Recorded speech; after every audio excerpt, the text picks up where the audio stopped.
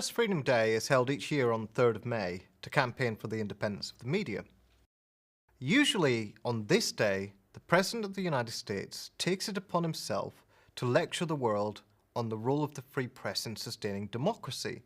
This from a president who has used the Espionage Act more than any previous American leader in the context of his battle against whistleblowers talking to journalists. A president who, as Jeremy Scahill writes in The Nation, intervened to prevent the Yemeni dictatorship from releasing a journalist from jail on the false pretext that he was Al-Qaeda, whereas in fact he was a conscientious reporter who had exposed US war crimes. A president whose administration's surveillance of news organizations and suppression of whistleblowing has led, according to the Committee to Protect Journalists, to government officials being afraid to talk to journalists and journalists wary of talking to their sources for fear of being monitored. And a president whose allies, the Saudi and Egyptian regimes, are among the worst opponents of press freedom. In Egypt, several journalists have been subject to state crackdowns, including 3 who were recently sentenced to life in prison, as reported by the Committee to Protect Journalists. They were charged with spreading false information and disturbing the peace. The CPJ reports that this is part of a wider crackdown on the Muslim Brotherhood launched after the coup by General Sisi of the Egyptian Armed Forces. Saudi Arabia recently sentenced a liberal blogger, Raif Badawi, to 10 years in prison and 1,000 lashes merely for criticising the regime, as reported by the BBC. His supporters say he risks being one of the first Saudis tried for apostasy for decades, a crime which carries the death penalty, and his family have released a statement on Facebook stating that he could face execution by beheading, as reported in the Daily Telegraph. In this segment, we'll look at how different regimes deploy censorship and at the alarming proliferation of laws designed to facilitate online censorship in democratic societies. And in many cases, we find that the private media corporations which are supposed to be politically independent are colluding in government censorship strategies. The internet has posed a dilemma both for traditionally repressive regimes and for liberal democracies.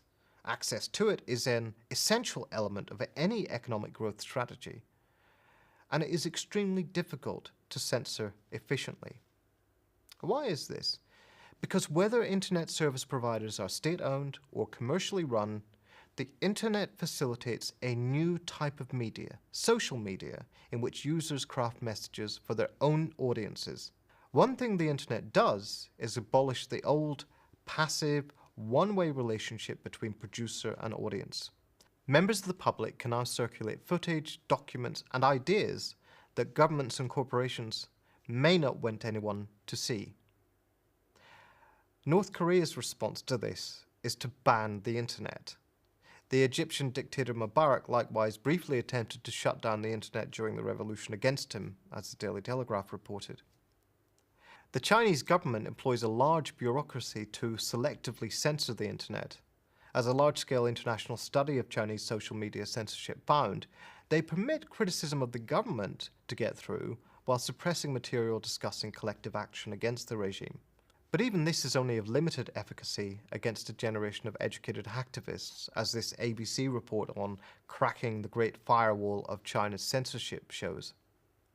In Vietnam, bloggers were arrested and charged last year for publishing anti-state articles, as The Guardian reported. Bangladesh has recently taken to arresting atheist bloggers, as told by the Huffington Post. And in Ethiopia, The Guardian also covered a story of 9 journalists and bloggers who were arrested last year for allegedly inciting violence and are now facing terrorism charges. In fact, their crime was simply to criticize the government's human rights record.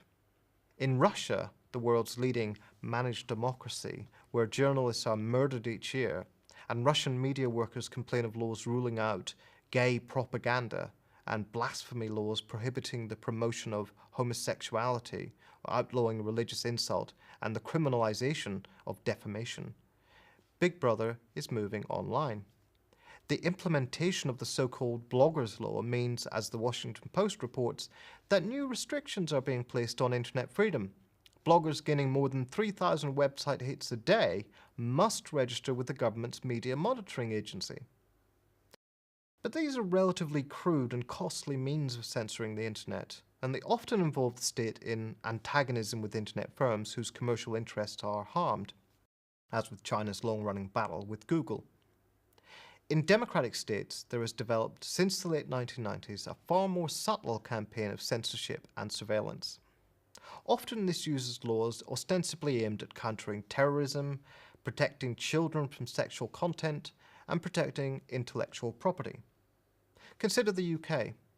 The British government has some traditional means of suppressing stories it doesn't want newspapers to cover, ranging from de-notices to the threat of legal reprisal and ultimately closure. The Guardian had to destroy hard drives of leaked files from Edward Snowden because of this threat of legal action by the government. But as the internet makes de-notices almost irrelevant, a new series of practices are being implemented to police the internet. A series of social media prosecutions have been carried out using the Communications Act of 2003, which outlaws grossly offensive communications.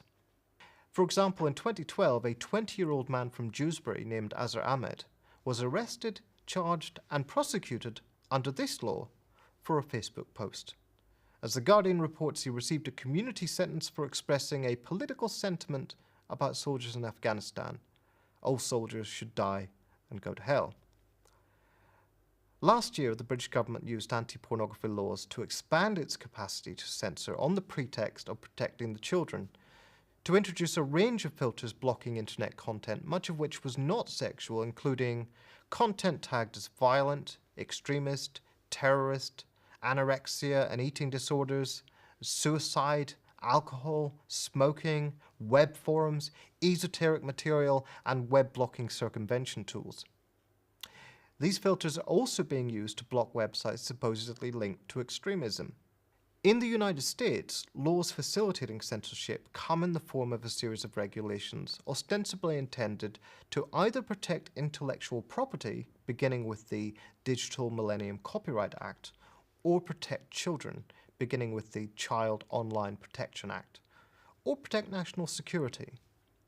Most recently, US politicians have been launching with the collusion of a series of media and trade groups linking more than 800 private firms, the Cyber Intelligence Sharing and Protection Act.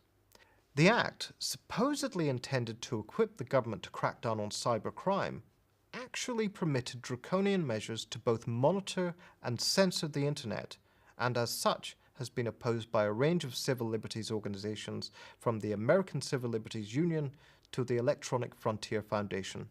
As Reporters Without Borders put it, in the name of the war on cybercrime, it would allow the government and private companies to deploy draconian measures to monitor, even censor, the web. It might even be used to close down sites that publish classified files or information. Of course, Edward Snowden's extensive revelations in The Guardian have shown that the US government already engages in mass surveillance, not just of the US population, but across the world. However, the major evidence that the US government would use such laws to suppress free speech is the war that it has waged on that quintessential product of internet freedom, WikiLeaks. Since 2010, the Pentagon has listed WikiLeaks as a threat to national security. Senators campaigned for it to be deemed a foreign terrorist organization. Private Chelsea Manning, who they charged with leaking materials to WikiLeaks, was detained and tortured. She has now been locked up for 35 years on a series of charges, including espionage. What has WikiLeaks done that is so inconvenient? As Democracy Now! Reported, the Iraq war logs expose US-backed Iraqi torture. They've shown serious war crimes, including American choppers in Baghdad slaying journalists.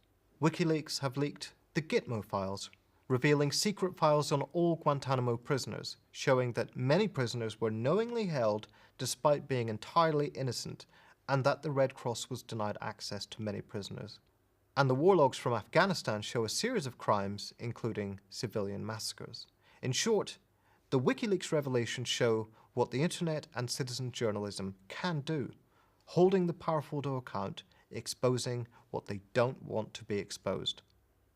The US government has responded to this with a US intelligence orchestrated attempt to destroy WikiLeaks and a wide-ranging crackdown on whistleblowers.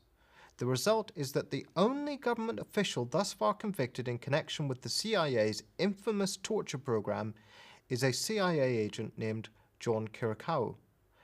As Glenn Greenwald writes in this article for The Guardian about the danger of the still escalating Obama whistleblower war, he was not convicted for having participated in the torture, but for having exposed it. On World Press Freedom Day, we should remember that censorship is not just a problem faced by those living in remote dictatorships. A dense web of laws and regulations has been building up the capacity of governments in democratic societies to suppress internet speech, to spy on internet users, and to lock up citizens who expose information they want kept secret. And the case of Edward Snowden and WikiLeaks shows us that when the stakes are high, and when the traditional methods of patronage and persuasion don't work, democratic states will crack down just as hard as dictatorships.